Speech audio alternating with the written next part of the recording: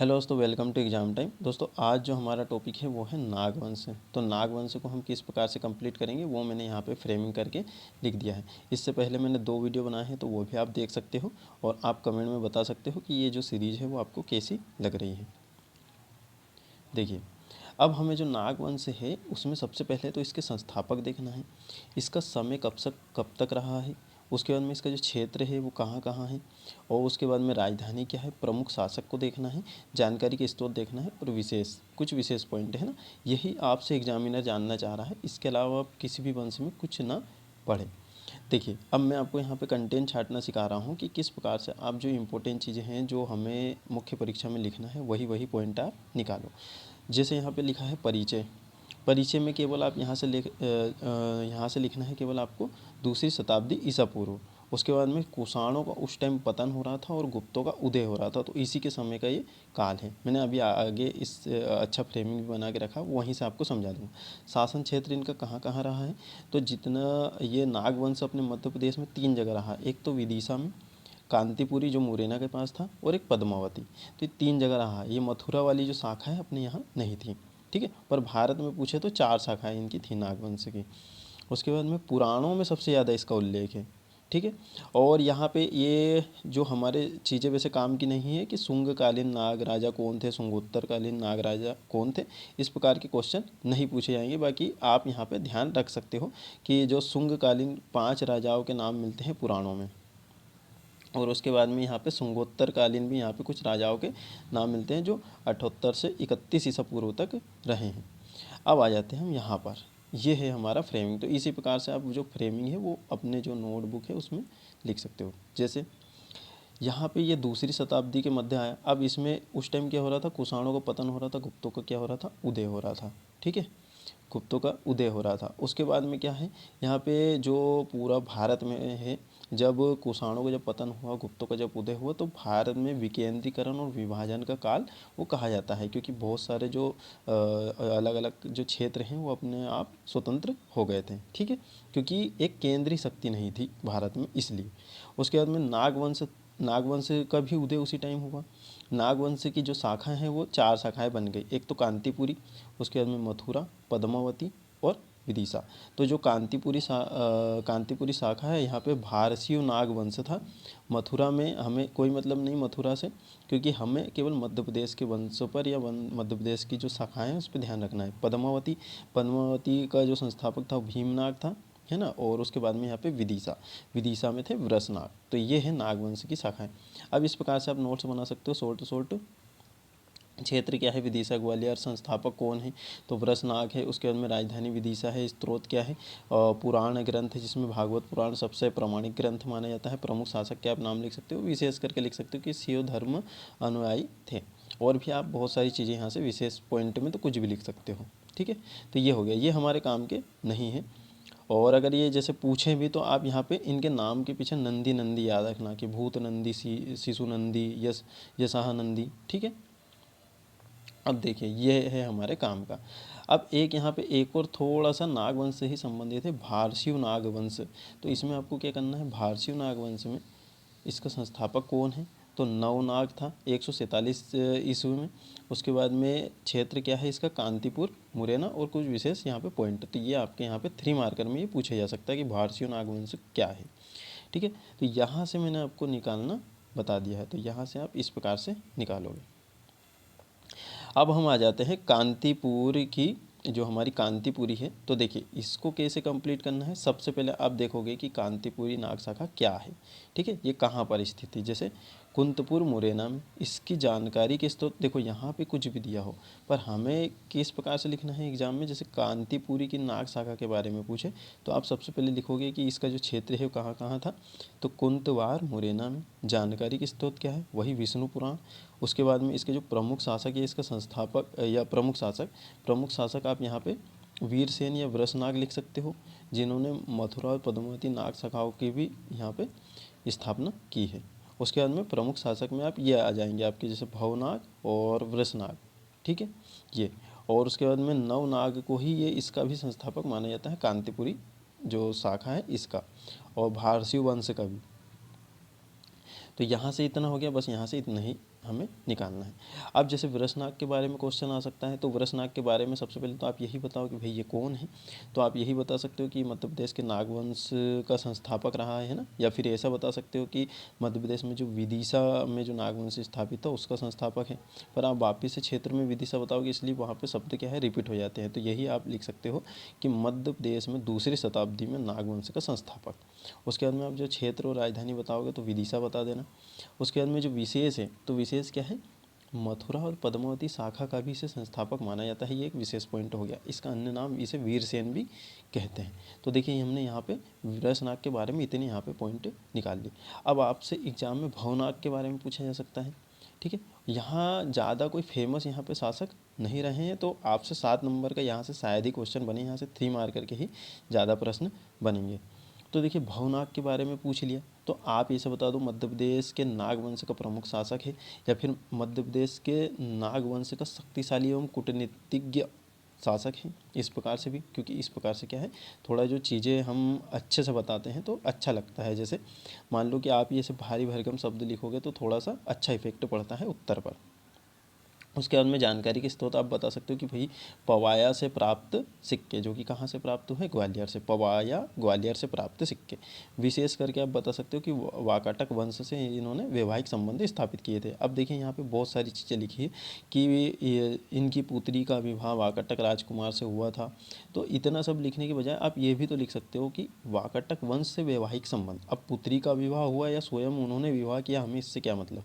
हमें तो केवल एक विशेष पॉइंट चाहिए कि भाई वाकाटक वंश से वैवाहिक संबंध, क्योंकि वाकाटक वंश से वैवाहिक संबंध स्थापित करे हैं, ये चीज़ इंपॉर्टेंट है। अब पुत्री का विवाह हुआ है या स्वयं ने विवाह किया है या पुत्र का विवाह हुआ है, ये ज़्यादा रिलेवेंट नहीं है या फिर ये ज़्यादा महत्वपूर्ण नहीं है। महत्वपूर्ण ये है कि वाकाटक वंश से वैवाहिक संबंध स्थापित करे थे, ठीक है। तो ये 3 मार्कर से ज़्यादा नहीं आ सकते। तो यहाँ इतने सारे कंटेन में से, ये इतने सारे में से मैंने आपको यहाँ पे विशेष चीज़ें निकाल के बता दी। अब आ जाते हैं यहाँ पर। अब इनकी एक और शाखा है पद्मावती की नाग शाखा। देखिए पद्मावती की नाग शाखा है। सबसे पहले आप यही बताओगे ये क्षेत्र इनका कहाँ कहाँ है, जानकारी के स्रोत कहाँ कहाँ हैं, तो विष्णु पुराण और वायु पुराण। देखिए अब आपको एक चीज़ तो समझ में आ गई है कि किसी भी शासक के बारे में नागवंश में पूछेंगे तो हमें पुराण ही लिख देना है, विष्णु पुराण, वायु पुराण। मालती माधव में भी इनका वर्णन है और हर्ष चरित्र में भी इनका वर्णन है। तो यहाँ इतने सारे शासक दिए, हमें इतनी याद ही नहीं रखना है। पद्मावती में आप केवल 3 शासक याद रखोगे, भीमनाग 210 से 330 ईस्वी। दूसरा आप याद रखोगे व्याघ्र नाग, और फिर यहाँ पे गणपति नाग, ये लास्ट शासक रहे। अब 3 मार्कर इनसे ही पूछा जा सकता है एग्जाम में, या फिर आपसे 7 नंबर में पद्मावती की नाग शाखा ही पूछा जा सकता है। इसका मैंने सबसे लास्ट में फ्रेमिंग करके रखा, वो मैं आपको बताऊँगा। तो भीमनाग के बारे में वही, ये कौन है और इनका शासनकाल कब से कब तक रहा है, और विशेष करके आप लिख सकते हो कि राजधानी विदिशा से पद्मावती स्थानांतरित की, ठीक है। और इनके भी सिक्के पवाया ग्वालियर से प्राप्त हुए हैं। ये हो गए अपने 3 से 4 पॉइंट है। गणपति नाग वही कौन है। उसके बाद में ये बता सकते हो आपकी भाई जो नागवंश की पद्मावती शाखा के अंतिम नरेश ये रहे हैं, और उसके बाद में समुद्रगुप्त से पराजित हुए हैं। पवाया से इनके भी सिक्के मिले हैं। देखिए सभी के सिक्के कहाँ से मिले, पवाया से। इसी प्रकार से आप व्याघ्र नाग के बारे में भी यहाँ पे कर सकते हो कि वाकाटकों का प्रभुत्व आरंभ हो गया था व्याघ्र नाग के समय। तो देखिए अब व्याघ्र नाग के बारे में ज़्यादा कुछ चीज़ें नहीं दी हैं, तो हम इसको कैसे 3 मार्कर बना सकते हैं। ये कौन है, शासनकाल कब से कब तक रहा है, कौन में आप यही लिख सकते हो पद्मावती शाखा के नागवंश से संबंधित शासक। उसके बाद में यहाँ पे शासनकाल कब से कब तक रहा है और वाकाटकों का प्रभुत्व इनके समय में स्थापित हो गया था, ये विशेष हो जाएगा। अब देखिए यहाँ पर, अब यहाँ जो ये पुस्तक है ये आपके लिए थोड़ी सी इम्पोर्टेंट है। आप जब भी उत्तर लिखो, आंसर लिखो, तो आप ये वाली पुस्तक का जो जिक्र है वो ज़रूर करोगे। देखिए ये है कैटलॉग ऑफ, यहाँ पे पढ़ना नहीं आ रहा है, ठीक है, ये मैं आपको बता दूंगा ये क्या है। हाँ ठीक है, आप यहाँ पे देख लोगे, मैं अभी इसको कंफर्म करके बता दूंगा कि कैटलॉग ऑफ बवाइंस of the Nag king of Padmavati, ठीक है, हरिहर विट्ठल त्रिवेदी।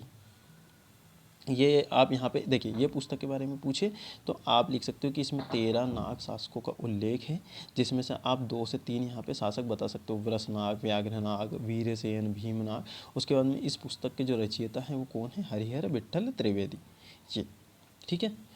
उसके बाद में यहाँ पे आप नागवंश के देखिए स्त्रोत, अभी जहाँ पे आप उधर आगे जो नोट्स बनाओगे वहीं आप ये स्त्रोत लिखोगे, तो स्त्रोत को भी आप थोड़ा सा क्लासीफाइड कर दोगे। जैसे सिक्के में आप केवल आपको देखिए यहाँ पे बहुत सारा कंटेंट दिया है, इतना सारा, तो यहाँ से केवल आप बस ये देखो ना कि सिक्के कहाँ कहाँ से प्राप्त हुए हैं। जैसे एक तो पवाया से, विदिशा से, ठीक है, पवाया के उसमें आप ऐसा ग्वालियर लिख सकते हो कि ग्वालियर में आता है पवाया।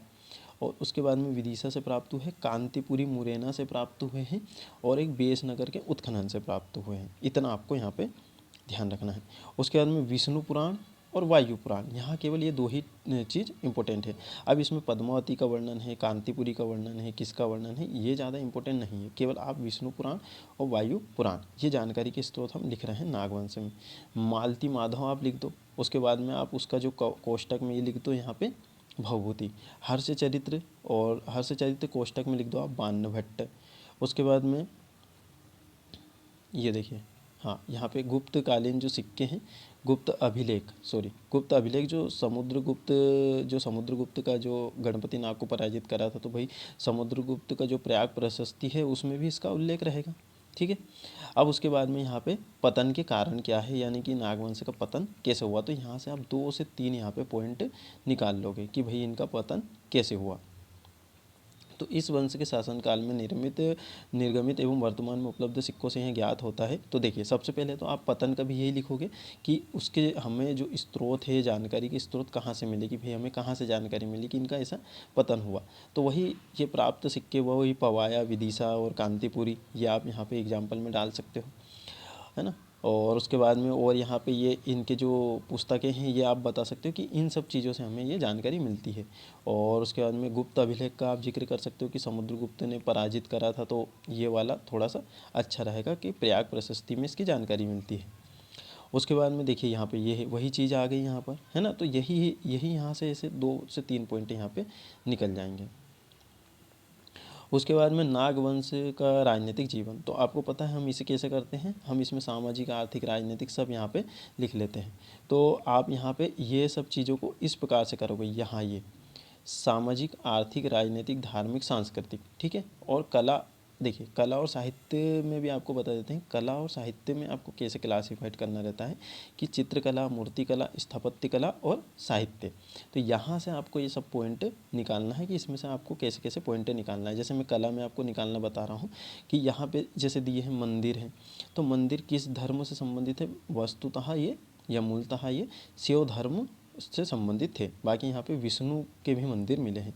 तो आप यहाँ पे ऐसे लिख सकते हो, साक्ष्य कहाँ कहाँ से मिले हैं, साक्ष्य पवाया ग्वालियर, देखिए पवाया ग्वालियर ये आपको याद रखना है। मंदिर मिले हैं, शिव और विष्णु के मिले हैं, भवन मिले हैं और मूर्तियाँ मिली हैं। उसके बाद में पद्मावती से क्या क्या मिला है, मणिभद्र यक्ष और जो ताड़ स्तंभ मिला है, और ये शिक्षा का प्रमुख केंद्र था पद्मावती। देखिए पद्मावती का यहाँ पे ज़्यादा जिक्र हो रहा है, तो ये जो है आपसे 7 नंबर में बिल्कुल पूछा जा सकता है। तो ये आपको याद रखना है, इसका अच्छे से बनाना है, वो भी मैं आपको बताऊँगा कैसे बनाना है, ठीक है। स्तंभ मिले हैं, ये यहाँ पे आप ये हाईलाइट चीज़ें यहाँ पे देख सकते हो कि ताड़ स्तंभ और मणिभद्र यक्ष। उसके बाद में जो शिक्षा का केंद्र रहा है प्रमुख, इस नाग वंश के पूरे शासन काल में जो पद्मावती है ये शिक्षा का एक महान केंद्र रहा है। यहाँ आपको ज्योतिष, दर्शन, धर्मशास्त्र, साहित्य के बारे में यहाँ पे शिक्षा दी जाती थी। अब देखिए, अब मूल्यांकन कैसे करोगे कि भाई नागवंश का आप मूल्यांकन करो। देखिए ये बहुत छोटे छोटे वंश थे और आपको चीज़ें समझ में आ ही गई होगी कि हमें कैसे कैसे इन चीज़ों को कंप्लीट करना है ना। अब सब वंश में यही प्रोसेस चलेगी, भाई वो क्या है, राजधानी कहाँ है, संस्थापक कौन है और प्रमुख शासक कौन है, उसके बाद में उनका जो राजनीतिक, आर्थिक, सामाजिक जीवन कैसा रहा है, मूल्यांकन। देखिए अब यहाँ बहुत सारी यहाँ पे चीज़ें लिखी हैं, पर मैंने यहाँ से कुछ कुछ पॉइंट निकाल के आपको मूल्यांकन के लिए बता दिए हैं। जैसे मूल्यांकन में आप ये लिख सकते हो कि भाई अब आपसे क्वेश्चन पूछ लिया कि नागवंश क्या है, इसके प्रमुख शासकों का वर्णन करते हुए इसका मूल्यांकन कीजिए।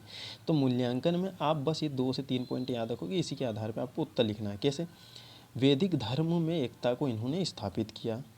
दूसरा कि मौलिक एवं सांस्कृतिक आदर्श इन्होंने स्थापित किए। मौलिक और सांस्कृतिक आदर्श, देखिए आप ये जो पॉइंट है, ये मौलिक एवं सांस्कृतिक आदर्श, ये हर वंश में स्थापित हर वंश में आप ये लिख सकते हो। क्यों? क्योंकि मौलिक और जो सांस्कृतिक आदर्श हर वंश ने स्थापित करे हैं, क्योंकि कुछ ना कुछ उन्होंने कला साहित्य के क्षेत्र में कुछ ना कुछ कार्य वो करते ही हैं। उसके बाद में आप यहाँ पे ये लिख सकते हो कि जो पद्मावती में सामाजिक आदर्श स्थापित हुआ था, और पद्मावती में ही आपको जो पद्मावती क्या थी, एक शिक्षा का प्रमुख केंद्र था, यानी कि इन्होंने शिक्षा को भी बढ़ावा दिया है। तो देखिए हमने सांस्कृतिक चीज़ों पे चले गए, धार्मिक चीज़ों पे चले गए, जिसमें वैदिक धर्म में एकता स्थापित की इन्होंने। उसके बाद में सांस्कृतिक पे आ गए और फिर सामाजिक आदर्श पे आ गए, शिक्षा के केंद्र पे आ गए। उसके बाद में आप लास्ट में इस प्रकार से थोड़ा सा वर्तमान से लिंक करके कि आज भी जो इस काल की, ठीक है, आज भी इस काल की जो कला संस्कृति साहित्य का जो परिचय विद्यमान है किसमें? पद्मावती में। तो पद्मावती का संदर्भ देते हुए आप इस प्रकार से लिख सकते हो कि पद्मावती में आज भी इस कला मतलब कि जो नागवंश की जो कला है, कला संस्कृति साहित्य है, उसका परिचय विद्यमान है। इस प्रकार से आप यहाँ पे चीज़ों को बता सकते हो। अब ये यही है, स्मरणीय तथ्य का आपको बता ही दिया था पिछले वीडियो में भी क्या करना है, इनको थोड़ा सा देखते हुए आगे आपको चीज़ें बनाना है, ठीक है। तो देखिए वो जो बुक है, वो बुक का नाम ये है कि catalogue of the coins of the Nag Kings of Padmavati, और ये हरिहर और विट्ठल त्रिवेदी के द्वारा लिखी गई है, ठीक है। तो इनको थोड़ा सा स्मरणीय तथ्य को आपको देख के और वहाँ लिखना है। देखिए बहुत अच्छे अच्छे पॉइंट आपको यहाँ पे बता दिए हैं। कुछ चीज़ें पढ़ने में जैसे नहीं आ पाती है तो वो आपको स्मरणीय तथ्य मिल जाती है। जैसे स्वर्ण बिंदु क्या है, देखिए क्या है ये, नागवंशकालीन शिवलिंग है, इसकी अवस्थिति कहाँ है? पद्मावती, ग्वालियर जिले में, ठीक है। उसके बाद में इसका निर्माण किसने करा था? नागवंश शासक भूतनंदी ने करा था। तो कुछ चीज़ें आपको उधर जैसे पढ़ने में नहीं आएगी एकदम से, तो वो यहाँ पे आपको हाईलाइट चीज़ें स्मरणीय तथ्य में देखने को मिल जाती है। अब देखिए पद्मावती का मुझे ऐसा लगता है कि 7 नंबर में पूछा जा सकता है। देखिए यहाँ थोड़ा कम दिया था, तो यह 7 नंबर में आप ऐसे लिख सकते हो कि सबसे पहले आप बता दो कि पद्मावती क्या है? नागवंश भार शिवों की राजधानी रही, अवस्थिति कहाँ है? वर्तमान ग्वालियर क्षेत्र में है। ये सब चीज़ें आपने बता दी। उसके बाद में आप डायरेक्ट यहाँ आ जाओ, सब चीज़ बता दो विशेष करके पॉइंट में। कैसे? स्तंभ मिले हैं यहाँ पे, मणिभद्र यक्ष के ताड़ स्तंभ मिले हैं, और जो ताड़ स्तंभ है वो इनका राजकीय प्रतीक था। ये शिक्षा का महान केंद्र रहा है, ज्योतिष दर्शन आदि की यहाँ पे शिक्षा दी जाती थी। और इसके बारे में एक पुस्तक भी लिखी है, वही catalogue of coins of Padmavati, जो हरिहर विट्ठल त्रिवेदी ने लिखी है। मालती माधव और जो हर्ष चरित्र है, इसमें भी इसका वर्णन है। दूसरा बात, जो वायु पुराण और विष्णु पुराण है, इसमें भी पद्मावती का वर्णन मिलता है, ये भी आप लिख सकते हो। उसके बाद में यहाँ पे एक और विशेष पॉइंट, ये नागवंश के शासनकाल में उच्च शिक्षा, ये तो हमने लिख दिया कि उच्च शिक्षा का केंद्र है। तो 5 से 6 पॉइंट यहाँ से मिल गए। बाकी आपने थोड़ी चीज़ें यहाँ बता दी, ठीक है। पद्मावती में क्या बता दिया कि ये नागवंश भार शिवों की राजधानी रही है, इसकी अवस्थिति बता दी। और एक इसमें आप और पॉइंट जोड़ सकते हो कि इसके जो प्रमुख शासक है वो कौन कौन है, तो प्रमुख शासक भी आप बता सकते हो। तो पूरा हमारा एक पेज का, देखिए आपको 7 नंबर में पूरा एक पेज दिया जाएगा, तो एक पेज में इतना कंटेंट सफिशिएंट है। निष्कर्ष आप लिख सकते हो कि भारतवर्ष के प्रमुख नगरों में इसकी ख्याति प्राप्त है, यानी भारतवर्ष के जो जितने भी नगर है, जैसे काशी, वाराणसी, तो उसमें पद्मावती का भी नाम लिया जाता है। ये आपको ध्यान रखना है, ठीक है। तो ऐसे आप चीज़ों को फ्रेमिंग कर सकते हो। अब बताओ ये सब सारे प्रश्न यहाँ से बन जाएंगे, ठीक है। अब ये जैसे आप यहाँ देखोगे MPPSC 2023 में ये भवनाग के बारे में पूछ लिया, तो ये 3 मार्कर में ही पूछे जाने लायक क्वेश्चन है यहाँ पर सारे। पद्मावती को 7 नंबर में पूछा जा सकता है, और डायरेक्ट आपसे ये प्रश्न बन सकता है कि नागवंश के प्रमुख शासकों को वर्णन करते हुए इनकी सामाजिक स्थिति का वर्णन करें, या फिर इनकी जो राजनीतिक व्यवस्था है उसके बारे में बनाओ। इस प्रकार का कुछ क्वेश्चन बन सकता है। अब यहाँ क्वेश्चन ही देख लेते हैं। देखिए वृषनाग के बारे में आप बिल्कुल लिख सकते हो, भवनाग के बारे में, भीमनाग के बारे में, गणपति नाग के बारे में। यही catalogue of coins of the Nag king of Padmavati, ये पुस्तक किसकी रचना है पूछ सकते हैं। नागवंश के सर्वाधिक सिक्के कहाँ से प्राप्त हुए, तो वही पवाया ग्वालियर हो गया, कांतिपुर मुरैना हो गया, कांतिपुरी मुरैना। नागवंश, अब देखिए नागवंशकालीन तांबा के सिक्के कहाँ से प्राप्त हुए हैं, ये सारे प्रश्न आपसे बन जाएंगे, क्योंकि अभी सब चीज़ें आपको बता ही दिया है। उसके बाद में देखिए 7 नंबर में किस किस प्रकार के क्वेश्चन बन सकते हैं कि नाग शासकों के धार्मिक जीवन पर टिप्पणी लिखी है, तो वही आप मंदिर का उदाहरण दे सकते हो कि शिव धर्म से ये संबंधित थे, है ना। इस प्रकार से आप चीज़ें बता सकते हो।